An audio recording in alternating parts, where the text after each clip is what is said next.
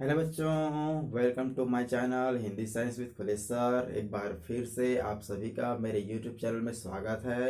और आज हम पढ़ेंगे धातुओं के प्राप्ति के बारे में। इससे पहले वाले वीडियो में आपने क्या पढ़ा है?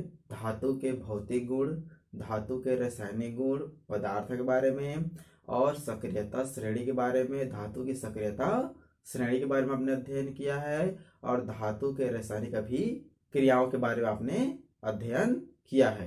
और इस वीडियो में हम लोग पढ़ेंगे धातुओं के प्राप्ति के बारे में। ये मोस्ट आईएमपी टॉपिक है, समझो।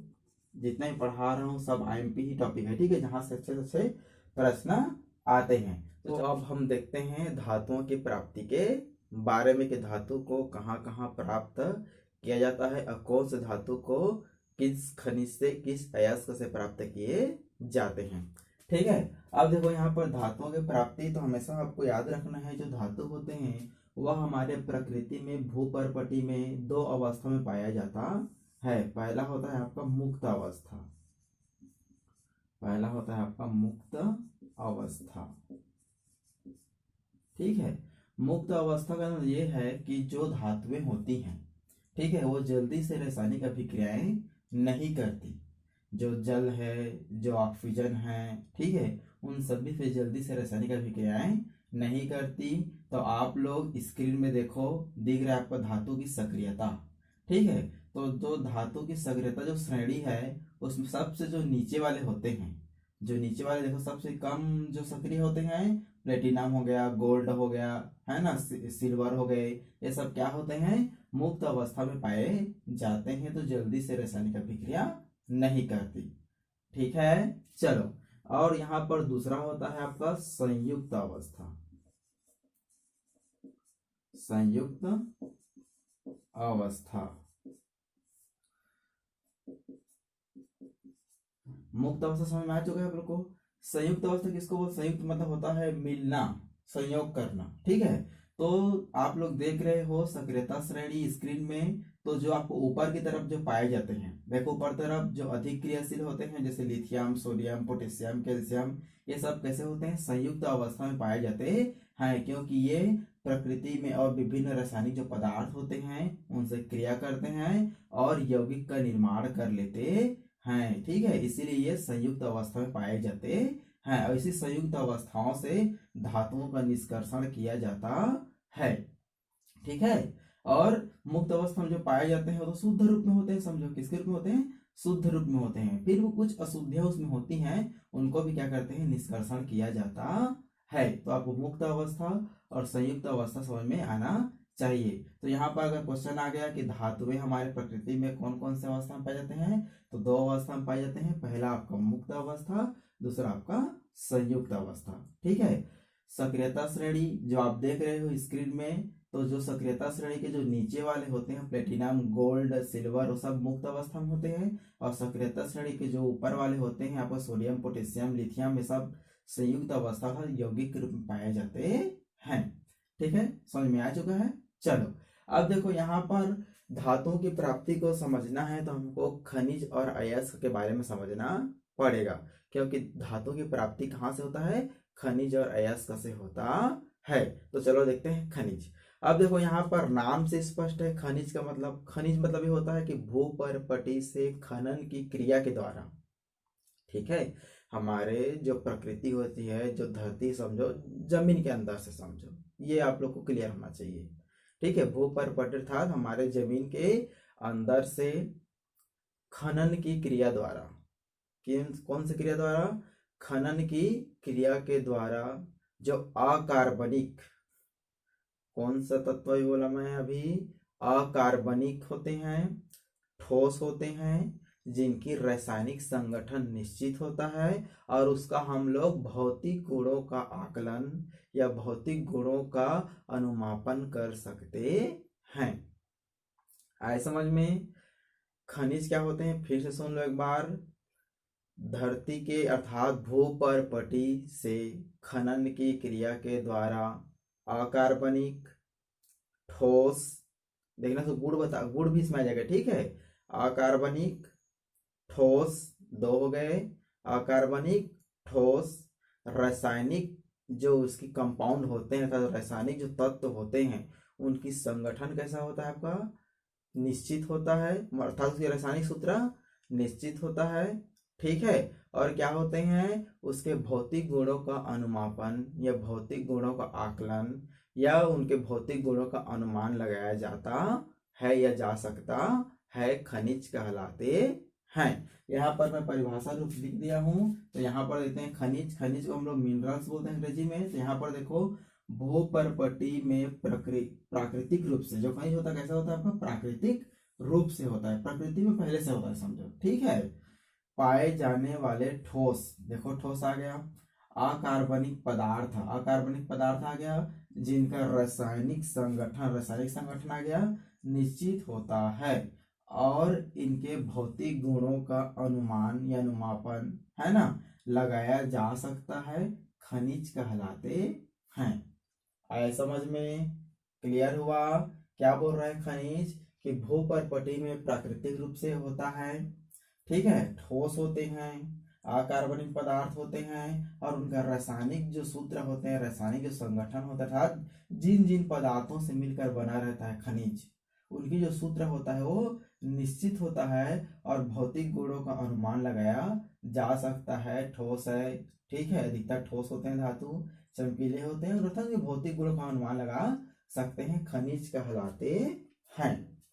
क्लियर हुआ।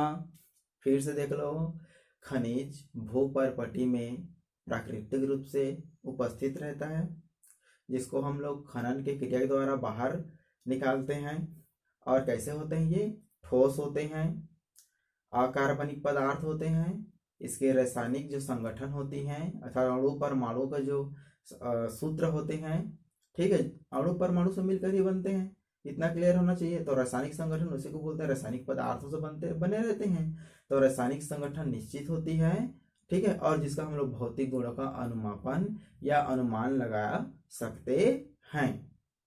क्लियर हो चुका है। फिर सुन लो, खनिज जिसको खनन की क्रिया के द्वारा भूपर्पटी से बाहर निकाला जाता है, अर्थात भूपर्पटी में प्राकृतिक रूप से उपस्थित होता है, या खनिज ठोस होता है, रासायनिक संगठन निश्चित होता है, अकार्बनिक पदार्थ होते हैं, ठीक है, और उसको भौतिक गुणों का हम लोग अनुमापन या अनुमान लगा सकते हैं, कि धातुएं ठोस होते हैं, चमकीले होते हैं, विद्युत के सुचालक होते हैं, ये सब चीज तो आप लोग पढ़ के आए, वही उसकी भौतिक गुण है। तो मेरे ख्याल से खनिज आपको समझ में आ चुका है, इतना क्लियर है। चलो अब देखते हैं अयस्क के बारे में। खनिज क्लियर हो चुका है, परिभाषा आपको याद रहेगा तो दोनों अंतर भी कर सकते हैं, ठीक है, अंतर अपने हिसाब से बनाना, आप लोग को मैं दूंगा होमवर्क के रूप में, ठीक है, और बता भी दूंगा। चलो देखो अयस्क, देखो यहाँ पर अयस्क और है ना, यहाँ पर जो है ओआरी। चलो देखो यहाँ पर क्या बोला गया अयस्क, तो अयस्क भी एक प्रकार का खनिज ही है, अर्थात अयस्क ही खनिज है समझो, बस थोड़ा सा अंतर रहता है, उस अंतर को मैं बताऊंगा यहाँ पर, ठीक है, बाकी कुछ अंतर नहीं रहता है। अयस्क क्या होते हैं, जिन खनिजों से आसानी से धातुओं का निष्कर्षण किया जा सके। हम लोग पाठ क्या पढ़ रहे हैं, धातु एवं धातु कर्म, ठीक है, मैं धातु कैसे प्राप्त करते हैं, तो उन खनिजों से जहां से हम धातुओं का निष्कर्षण सावधानी पूर्वक, सरलता से, ठीक है, कम खर्च में प्राप्त कर सकते हैं, निष्कर्षण कर सकते हैं, जहां धातुओं की मात्रा अधिक होती है और अशुद्धियों की मात्रा कम होता है, ठीक है। देखो धरती में बहुत सारे पदार्थ होते हैं समझो, तो अशुद्धियां भी रहते हैं, शुद्धियां भी रहती है, संयुक्त अवस्था बोला गया है, तो संयुक्त अवस्था में धातु जब रहेगी उसमें कुछ ना कुछ तो अशुद्धियां रहेगी ना, ठीक है, सोने में भी अशुद्धियां होती हैं, उनको सबको रासायनिक विधि द्वारा क्या करते हैं, अलग किया जाता है। इतना क्लियर हो चुका है आप लोग को, ठीक है। तो उन खनिजों में जहां धातुओं की मात्रा अधिक होती है और अशुद्धियों की मात्रा कम होती है, और वहां पे धातु का निष्कर्षण हम लोग सावधानी पूर्वक, सरलता पूर्वक और आसानी से, जो भी शब्द आप उपयोग करना चाहो कर सकते हो, और कम खर्च में प्राप्त कर सकते हैं, अयस्क कहलाते हैं। आए समझ में, अर्थात धातुओं का निष्कर्षण खनिज से ही किया जाता है, इस चीज को याद रखना, ठीक है, धातुओं का निष्कर्षण खनिज से ही किया जाता है, और खनिज, जिस खनिज से हम लोग धातु का निष्कर्षण करते हैं वही खनिज कहलाता है अयस्क। क्लियर हो चुका है, समझ में आ चुका है। धातु का निष्कर्षण खनिज से ही किया जाता है, ठीक है। और जिन खनिजों में धातु की मात्रा ज्यादा होती है उसी को क्या बोलते हैं हम लोग, अयस्क कहते हैं। तो देखो यहाँ पर परिभाषा लिखा हुआ है, ऐसे खनिज जिनमें धातु की मात्रा अधिक और अशुद्धियां कम होती है तथा जिनसे धातुओं का निष्कर्षण कम खर्च में और सुविधाजनक तरीके से किया जाता है, अयस्क कहते हैं या अयस्क कहलाता है। एकदम मेरे ख्याल से क्लियर हो चुका है ना कि खनिज क्या है, अयस्क क्या है। अर्थात अयस्क ही खनिज है, इस चीज को याद रखना। लेकिन अयस्क किसको बोलेंगे, जिसमें धातु की मात्रा ज्यादा हो। बन जाएगा। देखो फिर से एक बार, ऐसे खनिज जिनमें धातु की मात्रा अधिक हो और अशुद्धियां कम हो। अब देखो यहाँ पर एक शब्द आया है कि धातुओं की जब निष्कर्षण करते हैं, अर्थात अयस्क से धातु प्राप्त जब हम लोग करते हैं तो उसमें धातु के साथ साथ कुछ ऐसे पदार्थ होते हैं अशुद्धियों के रूप में। इस अशुद्ध पदार्थ को बोलते हैं गैंग। क्या बोलते हैं, गैंग। यहाँ पर मैं आप लिख देता हूँ, याद रखना, गैंग बोलते हैं। ये पेपर में आता है गैंग किसे कहते हैं, ठीक है। तो अयस्क में जो अशुद्धियां होते हैं उसे क्या बोलते हैं, गैंग कहते हैं। इसी को बाहर निकाला जाता है, ठीक है। चलो बन जाएगा। ऐसे खनिज जिसमें धातु की मात्रा ज्यादा होती है, जिसको हम लोग आसानी से प्राप्त कर सकते हैं, कम खर्च में, कम लागत में, सुविधाजनक, वही अयस्क कहलाता है। अब यहाँ पर धातु और अयस्क में क्या अंतर है आप लोग को, माने धातु और अर्थात आप अयस्क और खनिज, अयस्क और खनिज में क्या अंतर है। तो यहाँ पर ज्यादा कुछ अंतर नहीं है, क्योंकि अयस्क क्या होता है, खनिज होता है, लेकिन खनिज अयस्क हो जरूरी नहीं है, इस चीज को याद रखना, ठीक है। अर्थात सभी अयस्क खनिज होते हैं, सभी अयस्क जो होते हैं कैसे होते हैं, खनिज होते हैं, लेकिन सभी खनिज अयस्क हो जरूरी नहीं है। क्लियर है। अर्थात सभी अयस्क खनिज होते हैं, लेकिन खनिज, सभी खनिज अयस्क नहीं होते, क्योंकि सभी खनिजों से हम लोग धातु का निष्कर्षण नहीं कर सकते, लेकिन अयस्क से हम लोग धातु का निष्कर्षण कर सकते हैं। आए समझ में। तो यही बस अंतर है आपका अयस्क और खनिज में। बन जाएगा। चलो अब यहाँ पर देखो, धातुओं के कुछ यहाँ पर अयस्क दिया गया है और उसके कुछ सूत्र दिए गए हैं, अयस्क के नाम दिए गए हैं और अयस्क का फार्मूला दिया गया है। तो देखते हैं अयस्क का प्रकार। देखो पहला है अयस्क प्रकार में ऑक्साइड। क्या है आपका, ऑक्साइड में ऑक्सीजन युक्त जो होते हैं। तो पहला आपका हेमेटाइट, आप लोग क्लास 8 में इसको अच्छे से पढ़ के आए हो, हेमेटाइट, मैग्नेटाइट, बॉक्साइट, है ना, ये सब सुने सुने शब्द होते हैं। अब देखो यहाँ पर हेमेटाइट, तो हेमेटाइट का जो फार्मूला होता है वो क्या होता है, Fe2O3, अर्थात आयरन के ऑक्साइड होते हैं। किसके होते हैं, आयरन के ऑक्साइड होते हैं। तो स्क्रीन में आप लोग देखते जाना, सभी आप लोग को दिखाई देते जाएगा, ताकि आप लोग देखकर सीखोगे तो ज्यादा समझ में आएगा। तो हेमेटाइट तो याद हो गया, चलो हेमेटाइट, ये हेमेटाइट होता है ऑक्साइड का, अयस्क का प्रकार ऑक्साइड है और हेमेटाइट है, इसका फार्मूला ये होता है। लेकिन आप लोग जानते हो हेमेटाइट दिखता कैसा है, नहीं जानते हो ना, तो चलो स्क्रीन में देखते जाओ, नाम लेते जाऊंगा, सब आपको शो होता जाएगा। देखो स्क्रीन में हेमेटाइट, ठीक है, जिस हेमेटाइट इसका फार्मूला होता है Fe2O3। दूसरा होता है आपका मैग्नेटाइट, मैग्नेटाइट, मैग्नेटाइट होता है, मैग्नेटाइट का जो फार्मूला होता है वो होता है आपका Fe3O4, Fe3O4। यहाँ आपको बोर्ड में भी देखना है और स्क्रीन में भी देखना है, इस चीज को याद रखना है, ठीक है, सब दिखाई देता जाएगा। हेमेटाइट आपने देख लिया, मैग्नेटाइट आपने देख लिया, क्लियर है। एक बार चलो मैग्नेटाइट फिर से देख लो, ये मैग्नेटाइट है, ठीक है। उसके देखो यहाँ पर बॉक्साइट, तीसरा आपका बॉक्साइट है। बॉक्साइट अयस्क का नाम है, ठीक है, जहां से धातुओं का निष्कर्षण किया जाता है। इसका सूत्र होता है Al2O3, है ना, 2H2O। क्लियर है। अब देखो यहाँ से धातु कैसे निकलेंगे, तो हेमेटाइट देखो शुरू में क्या है आपका Fe, तो यहाँ से हम लोग लोहा प्राप्त कर सकते हैं। मैग्नेटाइट देखो यहाँ पर हम लोहा प्राप्त कर सकते हैं। बॉक्साइट से हम लोग एल्यूमिनियम प्राप्त कर सकते हैं, ठीक है। उसके बाद देखो चौथा कैसिटेराइट, कैसिटेराइट, कैसिटेराइट, इसका सूत्र होता है SnO2, यहाँ से हम लोग टीन प्राप्त करते हैं। SNO2। क्लियर है। अब दूसरा आता है आपका कार्बोनेट। क्या आता है आपका? कार्बोनेट। अब देखो यहाँ पर कार्बोनेट में पहला आपका डोलोमाइट। डोलोमाइट देखो, एस का नाम है डोलोमाइट, आपको डायग्राम दिख रहा है, ठीक है। अर्थात डोलोमाइट कैसे दिखाई देता है आपको स्क्रीन में दिख रहा है। ध्यानपूर्वक आप लोग को याद भी रखना है, ठीक है। डोलोमाइट, इसका सूत्र होता है MgO3.CaCO3। Magnesium carbonate, calcium carbonate. यहाँ से हम लोग मैग्नीशियम और कैल्शियम का निष्कर्षण कर सकते हैं। उसके बाद आपका होता है लाइम स्टोन। लाइम स्टोन को चूना पत्थर बोलते हैं, याद रखना। लाइम स्टोन, जिसको हम लोग चूना पत्थर कहते हैं। सूत्र क्या होता है? Calcium carbonate. यहाँ से हम लोग कैल्शियम का निष्कर्षण कर सकते हैं। उसका देखो यहाँ पर कैलामाइन। तीसरा है आपका कैलामाइन, आपको डायग्राम दिख रहा है। कैलामाइन कैसे दिखता है ना? इस जिंक कार्बोनेट, इसका फार्मूला क्या होता है? Zinc carbonate. यहाँ पर हम जिंक का निष्कर्षण कर सकते हैं। उसके बाद देखते हैं सल्फाइड, अयस्क के प्रकार में सल्फाइड। अब देखो यहाँ पर सल्फाइड में आयरन पायराइड। पहला क्या है आपका? Iron pyrite. स्क्रीन में दिख रहा है आपका आयरन पायराइड। इसका जो सूत्र होता है FeS2। क्या होता है? FeS2। FeS2 आयरन का हम यहाँ पर निष्कर्षण कर सकते हैं। उसको देखो यहाँ पर कापर पायराइटिज। कापर पायराइटिज, इसका सूत्र होता है CuFeS2। यहाँ पर हम लोग कापर का निष्कर्षण कर सकते हैं। क्लियर है। चलो उसका देखो यहाँ पर चौथा नंबर में आपका सल्फेट है। सल्फेट में आपका जिप्सम। जिप्सम के बारे में सभी जानते हो, ठीक है। इसका सूत्र होता है कैल्शियम सल्फेट, यहाँ पर 2H2O। यहाँ पर हम कैल्शियम का भी निष्कर्षण यहाँ से कर सकते हैं। तो आपने सभी का डायग्राम देख लिया।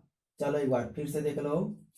Haematite, magnetite, bauxite, cassiterite, dolomite, limestone, calamine, iron pyrite, copper pyrites और आपका जिप्सम, ठीक है। इसको भूलना नहीं है। चलो स्क्रीन से अब इधर देखो, बोर्ड में देखो। सबका फार्मूला एक बार बता देता हूँ आप लोग को।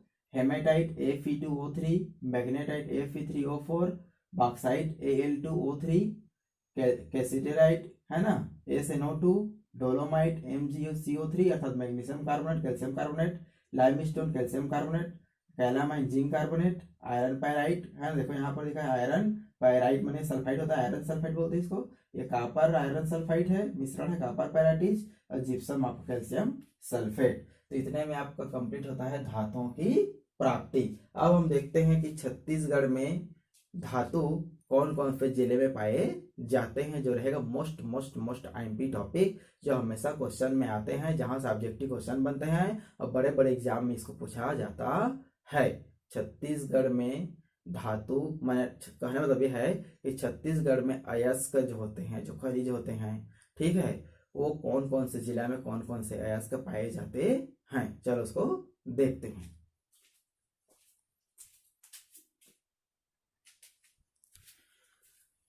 चलो अब देखते हैं हम लोग छत्तीसगढ़ के प्रमुख खनिज, अर्थात छत्तीसगढ़ में कहाँ कहाँ खनिज पाए जाते हैं, कौन सा खनिज कौन सा जिला में पाया जाता है। ये आपका मोस्ट IMP है, ठीक है, मोस्ट IMP। यहाँ से ऑब्जेक्टिव क्वेश्चन बनते हैं, तो आप लोग ध्यान पूर्वक सुनेंगे और देखेंगे, ठीक है।